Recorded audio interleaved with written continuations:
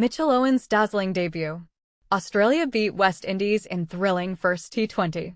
In a thrilling opening match of the T20 series, Australia triumphed over the West Indies by 3 wickets, with Mitchell Owen making a remarkable debut that left fans buzzing.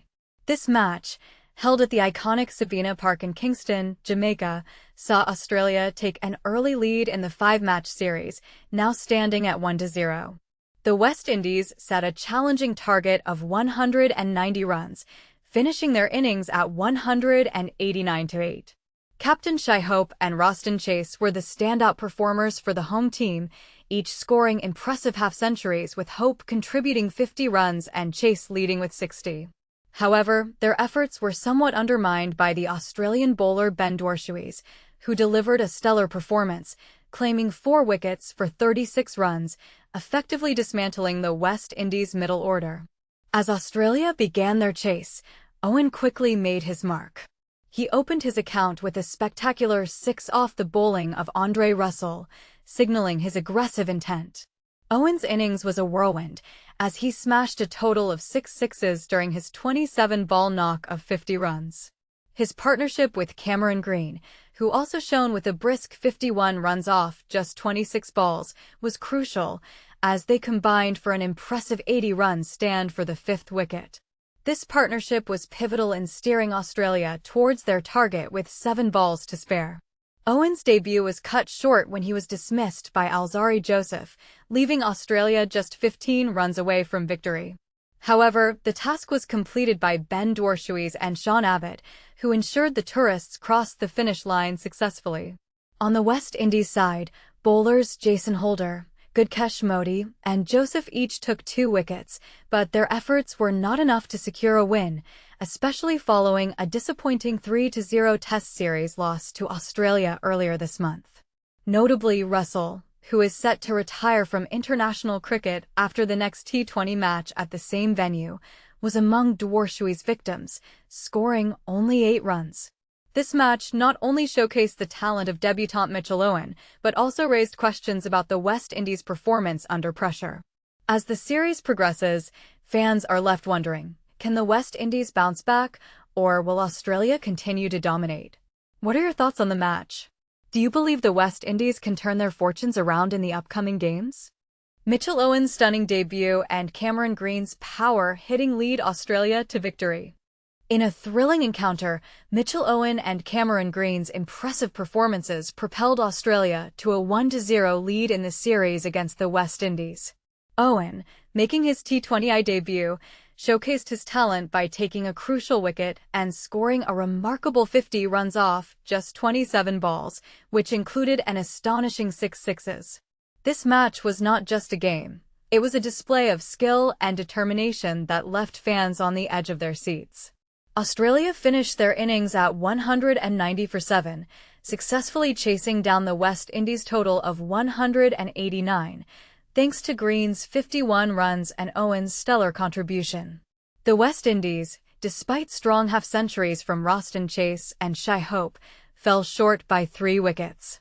Ben Dwarshuis and Nathan Ellis played pivotal roles in the death overs, restricting the West Indies to a manageable score after they looked set for a much larger total. Owen's debut was nothing short of a fairy tale. He became only the 3rd Australian cricketer, following legends Ricky Ponting and David Warner, to score a half-century on T20I debut and was awarded the Player of the Match for his efforts. His partnership with Green was crucial, as they added 80 runs in just 40 balls, rescuing Australia from a precarious position of 78 for 4. The Australians outperformed the West Indies in terms of power hitting, launching 17 sixes compared to the West Indies' 9. Earlier in the match, Dwarshuis delivered a standout performance with the ball, taking 4 wickets for 36 runs, including 3 in a single over. His efforts, along with Ellis's, were instrumental in limiting the West Indies to 189 for 8, despite Chase's explosive 60 runs off 32 balls, and Hope's solid 55 off 39. The West Indies' lower order crumbled under pressure, losing 6 wickets for just 30 runs in the final 5 overs. The West Indies' batting lineup, Missing the injured Evan Lewis, started strong with Brandon King, who transitioned from Test cricket to T20 seamlessly, hitting 4 boundaries in the first 3 overs. However, the introduction of spin by Australia shifted the momentum, with Cooper Connolly claiming his first T20I wicket. Chase initially struggled, but found his rhythm, hitting 4 boundaries in a single over from Sean Abbott, putting the West Indies in a strong position at 123 for 1 in the 13th over. Dwarshuis and Ellis then executed a masterclass in death bowling. Dwarshuis initiated the West Indies' collapse by dismissing Chase, who attempted to clear the boundary but fell short.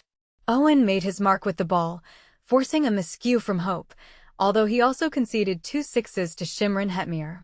The duo of Ellis and Dwarshuis effectively dismantled the West Indies innings, with Ellis's clever bowling and Dwarshuis's 3 wickets in the 19th over sealing the deal. In a surprising move, Australia's selectors brought back Fraser McGurk as a reserve wicketkeeper, and he was included in the playing 11 to open the batting. However, he struggled to make an impact, scoring just 2 runs before being dismissed.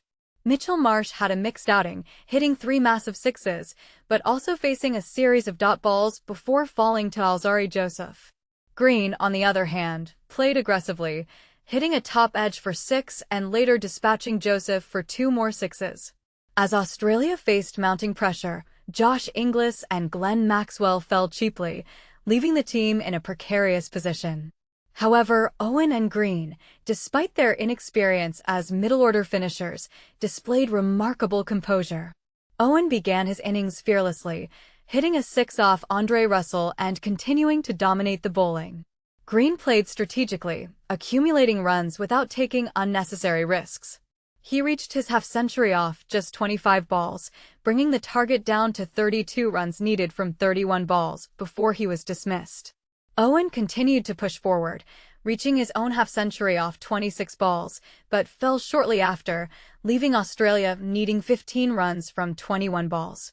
In a nail-biting finish, Connolly, Dwarshuis, and Abbott managed to guide Australia to victory, aided by a dropped catch from West Indies substitute fielder Joel Andrew. Ultimately, Australia secured the win with 7 balls to spare, showcasing their resilience and skill. What do you think about the performances of Owen and Green? Could they be the future stars of Australian cricket? Share your thoughts in the comments. Mitch Owen's T20 debut, joining the ranks of Ponting and Warner. In a thrilling display of talent, debutant Mitch Owen has joined an elite group of Australian cricketers, sharing the spotlight with legends Ricky Ponting and David Warner following a remarkable performance in his first international match. Owen, a dynamic player from Tasmania, showcased his skills alongside the impressive Cameron Green, leading Australia to a commanding victory over the West Indies in the opening T20 match held at Sabina Park.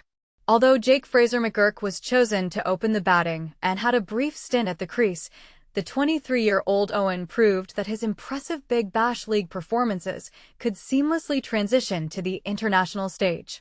He electrified the crowd by smashing 6 sixes, amassing a total of 50 runs off just 27 balls. The partnership between Owen and Green, which yielded 80 runs, was nothing short of devastating. Together, they contributed to Australia's total of 17 sixes, far surpassing the 9 sixes hit by the West Indies during their innings. This powerful display of batting not only highlighted Owen's potential, but also underscored the strength of the Australian lineup. Owen's achievement is particularly noteworthy as he becomes only the 3rd Australian to score 50 runs on his T20 debut, joining the ranks of cricketing greats Ponting, who accomplished this feat in 2005, and Warner, who did so in 2009. The occasion was made even more special with Owen's family and partner present in Jamaica, celebrating alongside him as he received his cap from fellow Hobart Hurricanes teammate Nathan Ellis. "It's fantastic to be mentioned alongside such esteemed players," Owen expressed after the match. "Over the past 9 months, I've focused on maintaining a positive mindset and applying pressure on the bowlers. My approach was to aim for a 6 right from the start and then build my innings from there." Interestingly, while some commentators noted that Owen was batting out of his usual position in the middle order, It's worth mentioning that he initially began his career with the Hobart Hurricanes in that very spot before moving up the order. This could indicate a potential shift in batting strategy for the Australian team moving forward. As Australia prepares for the upcoming T20 World Cup, Owen's blend of powerful hitting and smart strike rotation will undoubtedly be a valuable asset. With key players like Travis Head and Matt Short resting at home, this opens the door for emerging talents to shine. The same opportunity exists for the bowlers, especially with seasoned players like Pat Cummins, Mitchell Starc, and Josh Hazlewood taking a break. Ben Dwarshuis and Nathan Ellis stepped up impressively, effectively curbing the West Indies' aggressive start. Despite strong performances from Roston Chase, 60 runs off 32 balls, Shai Hope, 55 runs off 38 balls, and Shimron Hetmeyer, 38 runs off 19 balls, the West Indies appeared poised to set a formidable target, potentially in the 220 range. However, Dwarshuis, 4 wickets for 36 runs, and Ellis, complemented by a typically solid performance from Adam Zampa, ensured that the West Indies could not capitalize on their strong start. After reaching 159 runs for just 2 wickets in the 16th over, the West Indies crumbled, losing 6 wickets for only 40 runs, including a staggering 4 wickets for just 6 runs in the final 2 overs. The bowlers were well supported in the field, with Glenn Maxwell taking 3 catches and Green executing 2 outstanding grabs. In a moment that epitomized the West Indies' struggles, their last hope vanished when substitute fielder Jewel Andrew dropped a straightforward catch from Sean Abbott, leaving the team needing just 7 runs. Ultimately, Owen and the Australian squad not only displayed superior power but also demonstrated greater precision in their gameplay.